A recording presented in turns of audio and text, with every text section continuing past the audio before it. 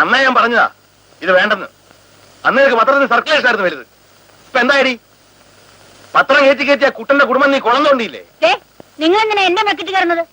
ഞാനൊരു പത്രത്തിന്റെ എഡിറ്ററാ. ഒരു എഡിറ്ററുടെ ജോലി എന്താണെന്ന് നിങ്ങൾക്ക് അറിയാമോ? എനിക്കറിയാവടി. നന്നായിട്ട് വരുന്ന കുടുംബങ്ങളെ കഴുത്തെ കത്തിവെക്കുന്നല്ലേ എഡിറ്റിങ്. അവിടെ അമ്മയുടെ തേങ്ങ.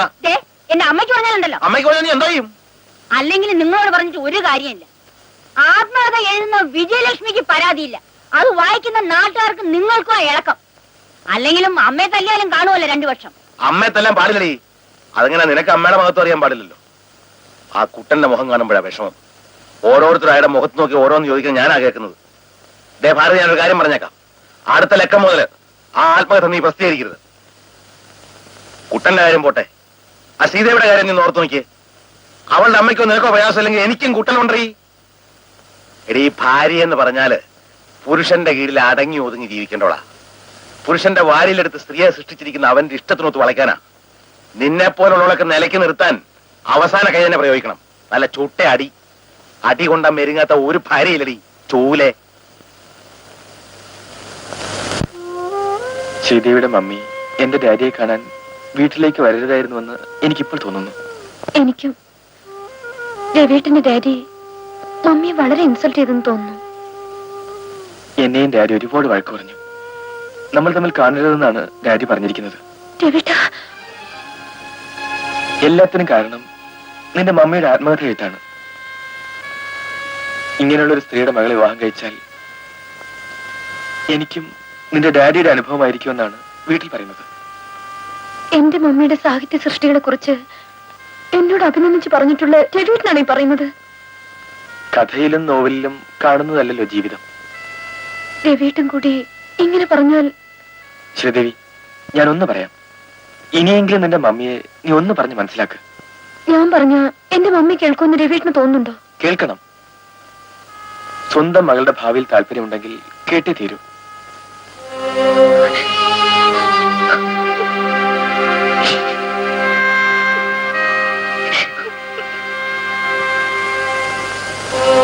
ശ്രീദേവി, വീട്ടുകാരെ ഉപേക്ഷിച്ച് നിന്നെയും വിളിച്ചുകൊണ്ട് എങ്ങോട്ടെങ്കിലും പോകാൻ എളുപ്പമാണ്.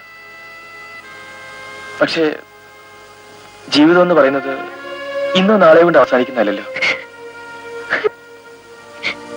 ഇന്നത്തെ നിലയ്ക്ക് എനിക്ക് എന്റെ അച്ഛനുമാരെ അനുസരിക്കേ നിവൃത്തിയുള്ളൂ.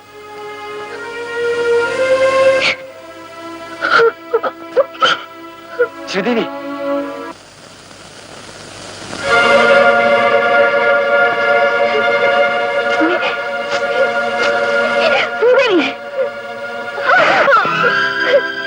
എന്നെ എത്ര വേണമെങ്കിലും അടിച്ചോളൂ, കൊന്നോളൂ. എന്നാലും ഇനി ഇത് എഴുതാൻ ഞാൻ അനുവദിക്കില്ല. മമ്മിക്കും ഡാഡിക്കും പരസ്പരം പൊരുത്തപ്പെടാനാവാതെ വർഷങ്ങളോളം ജീവിക്കാൻ കഴിഞ്ഞേക്കും. പക്ഷെ എനിക്കതിന് കഴിയില്ല. എനിക്കൊരു ജീവിതം വേണം. അതിന് നിനക്കിപ്പോ എന്ത് സംഭവിച്ചു? എന്നെ സ്നേഹിക്കുന്ന പുരുഷൻ എന്നെ വിവാഹം കഴിക്കണമെങ്കിൽ അമ്മയുടെ ആത്മഹത്യയായിട്ട് നിർത്തണം. നിന്റെ കാമുകന്റെ കൽപ്പനയായിരിക്കും. കൽപ്പനയല്ല, അഭ്യർത്ഥനയാണ്. ഒരു പെണ്ണിനെ സ്നേഹിക്കുന്ന പുരുഷൻ ആദ്യം വേണ്ടത് നട്ടല്ലാണ്. അതില്ലാത്തവരാണ് അച്ഛന്റെയും അമ്മയുടെയും ബയോഗ്രഫി അന്വേഷിക്കുന്നത്. അന്വേഷിക്കുന്നതിലേ തെറ്റുള്ളൂ. എന്നാലും മമ്മിക്കത് നിർത്താനാവില്ലല്ലേ? നിന്റെ ഡാഡി എന്ന് പറയുന്ന മനുഷ്യൻ പറഞ്ഞിട്ട് ഞാൻ അനുസരിച്ചിട്ടില്ല. പിന്നെയല്ലേ നിന്റെ ഇന്നലെ പൊട്ടി വീണ കാമുകൻ. എന്റെ ഡാഡി മമ്മിയോട് എന്ത് അപരാധമാണ് ചെയ്തത്? ഞാൻ പല പ്രാവശ്യം ചോദിച്ചിട്ടും മമ്മി അതിന് മറുപടി തന്നിട്ടില്ല. ഇന്ന് എനിക്കത് അറിയണം. പറയൂ മമ്മി. വേണ്ട, നീ അതറിയണ്ട. എനിക്കത് അറിയണം.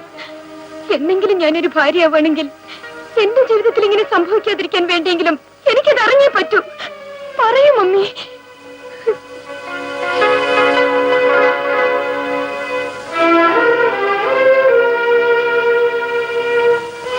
നീ പറഞ്ഞത് ശരിയാണ് മോളെ.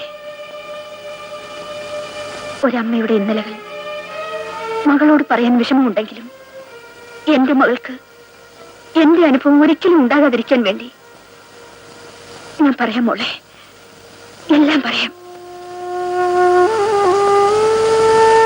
ഞാൻ എഴുതിയ ആത്മകഥയുടെ എല്ലാ ലക്കവും ഒരു പക്ഷെ നീ വായിച്ചിട്ടുണ്ടാവും. എന്റെ ഹൃദയരക്തം കൊണ്ട് കുത്തിക്കുറിക്കപ്പെട്ട എന്റെ ആത്മാവിന്റെ നൊമ്പരങ്ങളായിരുന്നു അവയെല്ലാം തന്നെ.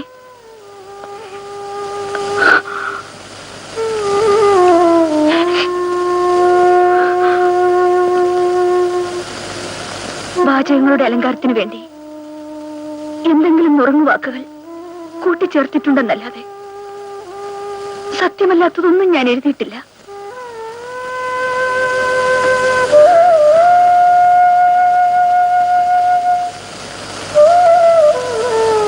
അതിൽ ഉണ്ണി എന്നൊരു കഥാപാത്രത്തെക്കുറിച്ച് ഞാൻ പറഞ്ഞിട്ടുണ്ട്. കുട്ടിക്കാലം മുതലേ ഞാനും ഉണ്ണിയും ഒരുമിച്ച് കളിച്ചു വളർന്നവരാണ്.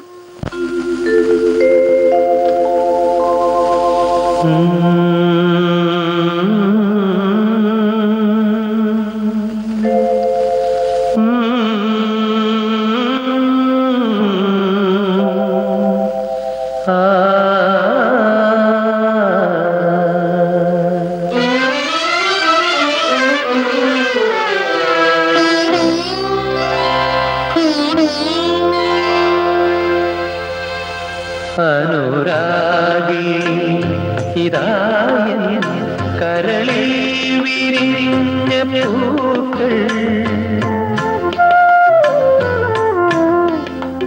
അനുരാഗി ഇതായ കരളിൽ വിരിഞ്ഞ പൂക്കൾ ഒരു രാഗമാലയായി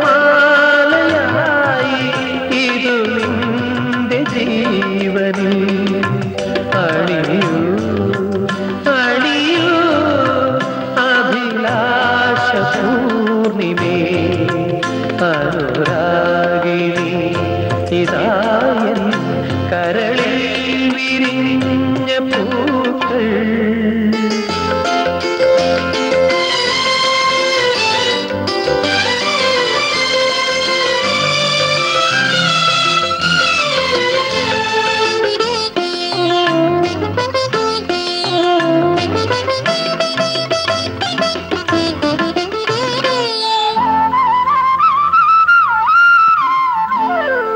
കായലിൽ പ്രഭാതഗീതങ്ങൾ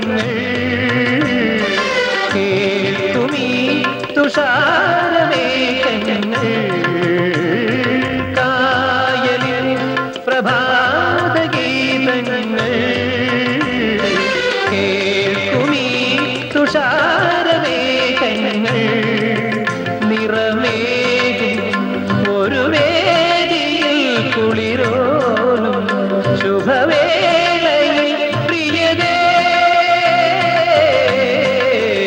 മമ മോഹം നീ അറിഞ്ഞു മമ മോഹം നീ അറിഞ്ഞു അനുരാഗിണി ഇതായ കരളിൽ വിരിഞ്ഞ പൂക്കൾ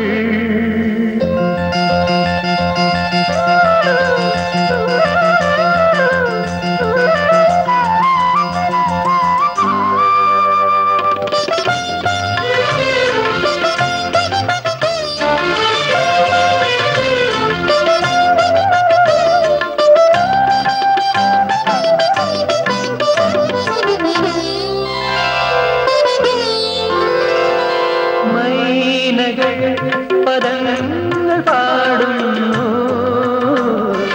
കൈതകൾ വിലാസമാടുന്നു മൈനകൾ പദങ്ങൾ പാടുന്നു കൈതകൾ വിലാസമാടുന്നു കനവെല്ലാം കതിരാകുവാനെന്നുമെന്റെ തുണയാകുവാൻ വരദേ അനുവാദം നീ തരില്ലേ അനുവാദം നീ തരില്ലേ അനുരാഗിണി ഇതായൻ കരളിൽ വിരിഞ്ഞ പൂക്കൾ ഒരു രാഗമാലയായി ഇതു നിന്റെ ജീവനിൽ അണിയൂ അണിയൂ അഭിലാഷ പൂർണിമേ അനുരാഗിണി ഇതായൻ കരളിൽ വിരിഞ്ഞ പൂക്കൾ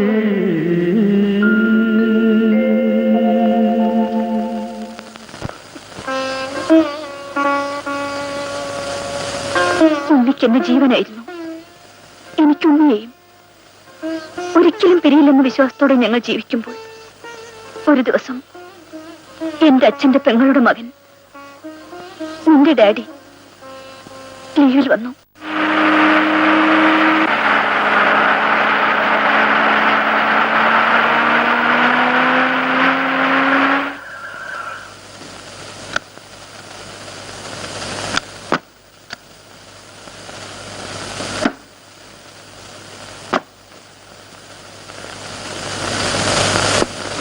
ആ എടാ നാരായണ, ഈ പെട്ടി എടുത്താത്തോണ്ടു. രാവിലെ കാണാതായപ്പോ നീ ഇന്ന് വരില്ല എന്ന് കരുതി. വണ്ടി 3 മണിക്കൂർ ലേറ്റ് ആയിരുന്നു. ആഹാ, യാത്ര ദിവസമായിരുന്നു. വാ. പിന്നെ നിന്റെ ട്രാൻസ്ഫറിന്റെ കാര്യമൊക്കെ എന്താ? പറഞ്ഞു ശരിയാവും. വിജയലക്ഷ്മി അവളകത്തുണ്ട്. ആ, നീ കുളിച്ച ഡ്രസ്സൊക്കെ ഒന്ന് മാറ്റി. ശരി.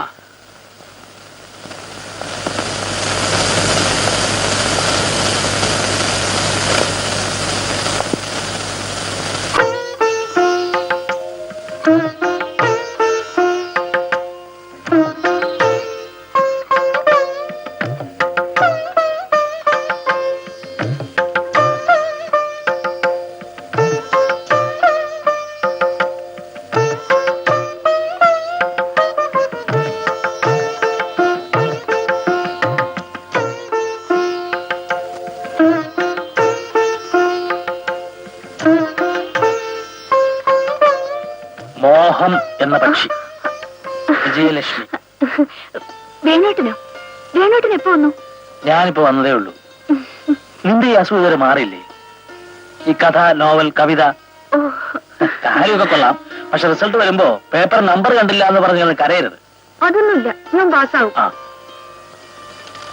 10 മണി കഴിഞ്ഞു, 1 മിനിറ്റ് ലേറ്റ്. വേണ്ട വേണോട്ടാ, മുഴുവൻ തെറ്റാ. ഞാൻ വെറുതെ എഴുതിയതാ.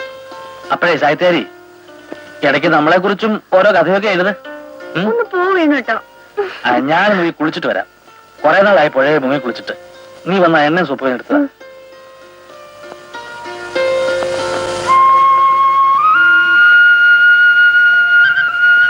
അല്ലുണ്ണി, തനിക്കൊരു ഉദ്യോഗമൊന്നും ആയില്ലേ? ഇല്ല. എന്നും ഇങ്ങനെ കവിതയും സാഹിത്യത്തോടെ നടന്നാ മതിയോ? പിന്നെന്താ വേണു പെട്ടെന്ന് പതിവില്ലാതെ ഇങ്ങോട്ട്? ഒന്നുമില്ല, ഉടനെ വരണമെന്ന് പറഞ്ഞ അമ്മാവന്റെ ഒരു കത്തുണ്ടായിരുന്നു. എന്താ പ്രത്യേകിച്ച്? പ്രത്യേകിച്ചൊന്നുമില്ല. എനിക്കൊരു അമ്മാവനും അമ്മാവനും അനുജനല്ലേ ഉള്ളൂ. പെട്ടെന്ന് കാണണം തോന്നുന്നുണ്ടാവും. വന്നിട്ട് കുറെ നാളായില്ലേ? പാലക്കാട്ട് ഉദ്യോഗം കിട്ടി പോയിട്ട് 2 വർഷമായി. പിന്നെ ഇങ്ങോട്ട് വന്നിട്ടില്ല. പ്രൊബേഷൻ പീരീഡിൽ എങ്ങനെ ലീവ് എടുക്കുക? കാര്യം പറഞ്ഞ അമ്മാവന് മനസ്സിലാവുമോ? എന്റെ അമ്മ മരിച്ചപ്പോ നാട്ടിൽ വന്നതാ. വിജി പറഞ്ഞപ്പോഴാ? അല്ല, വിജയലക്ഷ്മി പറഞ്ഞപ്പോഴാ അമ്മ മരിച്ചു വരെ ഞാൻ അറിഞ്ഞത്. ഞാൻ നിന്നെ വിളിപ്പിച്ചത് വിജയലക്ഷ്മിയുടെ കല്യാണക്കാര്യം പറയാനാ. ഇത്ര പെട്ടെന്ന് ഇനി അത് നീട്ടിക്കൊണ്ടു പോകുന്നത് അത്ര ശരിയല്ല. എനിക്കാണെങ്കിൽ വയസ്സും പ്രായമൊക്കെ ആയി വരികയല്ലേ. ചുമതലകളെല്ലാം ആവുന്നതും വേഗം തീർത്തു വയ്ക്കണം.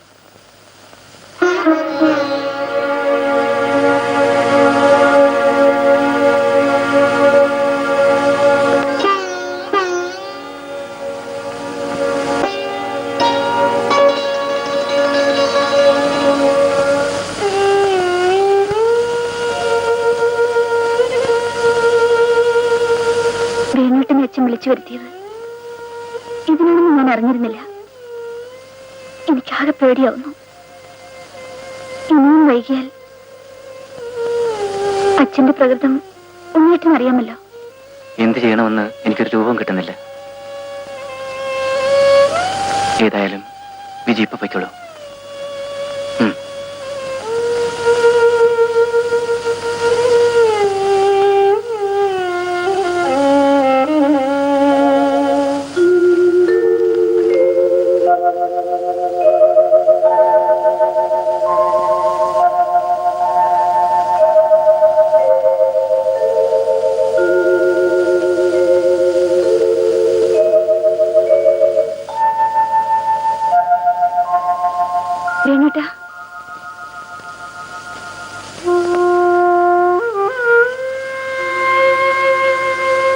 എന്താ വിജയലക്ഷ്മി?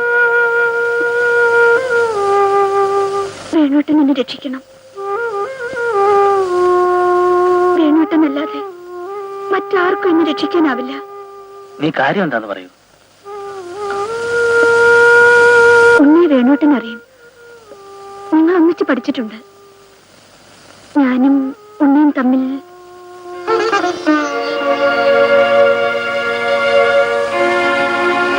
എന്താ വേണോട്ട ഒന്നും മിണ്ടാത്തത്?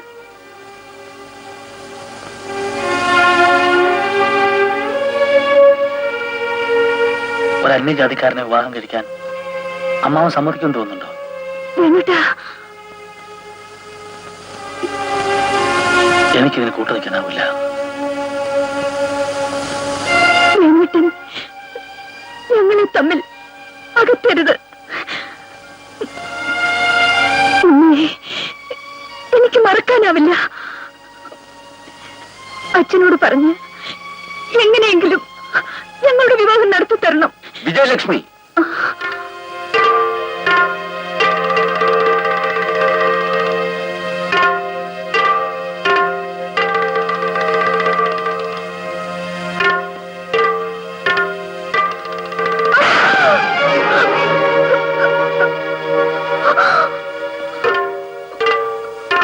എന്റെ ശരീരത്തിൽ ജീവനുണ്ടെങ്കിൽ നിന്റെ മനസ്സിലിപ്പ് നടക്കില്ല.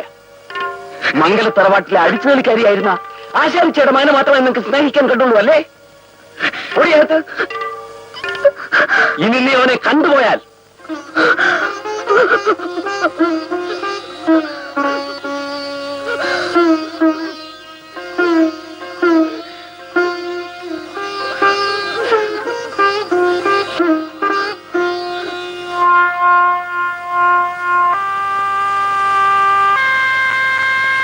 വിജയലക്ഷ്മി വിഷമിക്കണ്ട. നീ ഉണ്ണിയും തമ്മിലുള്ള വിവാഹം തന്നെ നടക്കും. നമ്മുടെ വിവാഹം നിശ്ചയിച്ച അതേ പന്തലിൽ, അതേ മുഹൂർത്തത്തിൽ. വേണോട്ടാ, മുഹൂർത്ത സമയത്ത് ഉണ്ണിയോട് കല്യാണ പന്തലിലേക്ക് വരാൻ ഞാൻ പറഞ്ഞിട്ടുണ്ട്. അവിടെ വെച്ച് അവൻ പറയും നീയുമായ സ്നേഹത്തിലാണെന്നും ഈ വിവാഹം നടക്കാൻ പാടില്ലെന്നും. നാട്ടുകാരുടെ മുമ്പിൽ വെച്ച് അമ്മാവൻ എതിർക്കാൻ പറ്റില്ല.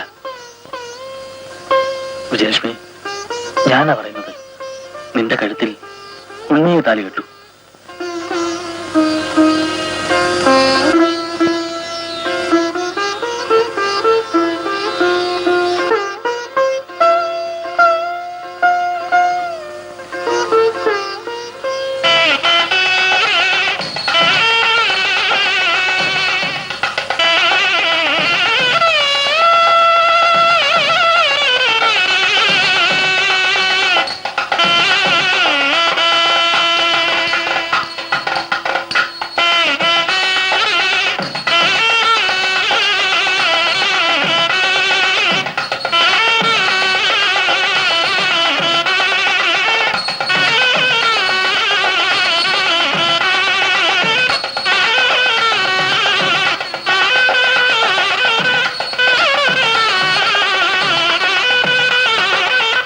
വന്നാട്ടെ.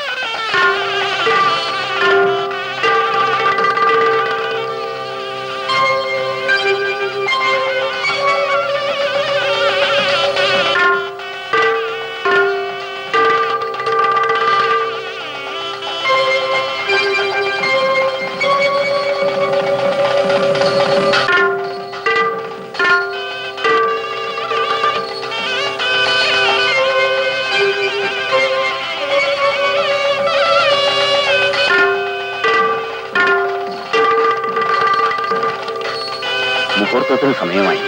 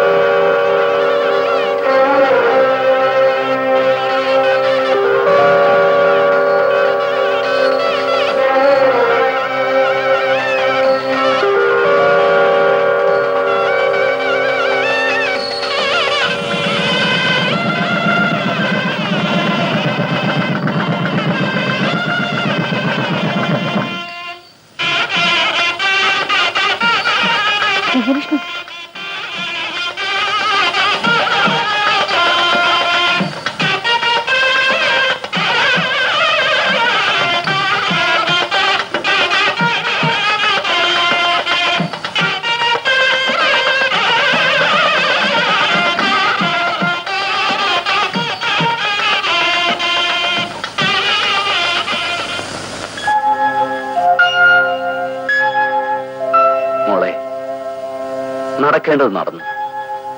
ഇന്നു മുതൽ നിങ്ങളൊരു പുതിയ ജീവിതം ആരംഭിക്കുകയാണ്. കഴിഞ്ഞതെല്ലാം ചിന്തിച്ച് മനസ്സ് വിഷമിപ്പിക്കരുത്.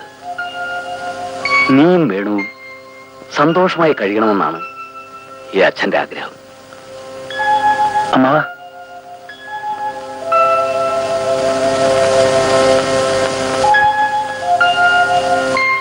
എന്താ വേണു?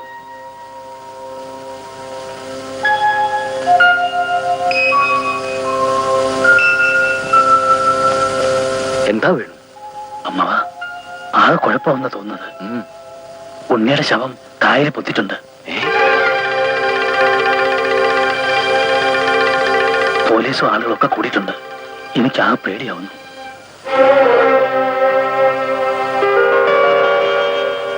നീ ഒന്നുകൊണ്ടും പേടിക്കണ്ട. അവൻ ആത്മഹത്യ ചെയ്താണെന്നേ ആളുകൾ ധരിക്കും. എല്ലാം ഞാൻ നോക്കിക്കൊള്ളാം. നീ ധൈര്യമായിരിക്ക. ഏതായാലും നിങ്ങൾ ഇന്ന് തന്നെ നിന്റെ വീട്ടിലേക്ക് പോയിക്കൊള്ളൂ. ഇവിടെ നിന്നാൽ നിനക്ക് മനസ്സിനൊരു സമാധാനം ഉണ്ടാവില്ല. വേണു, നീ എനിക്കൊരു കാര്യം ഉറപ്പു തരണം. ഉണ്ണി എങ്ങനെയാണ് മരിച്ചതെന്ന് ഒരിക്കലും നീ എന്റെ മോളോട് പറയരുത്. ഇല്ലമ്മാവ.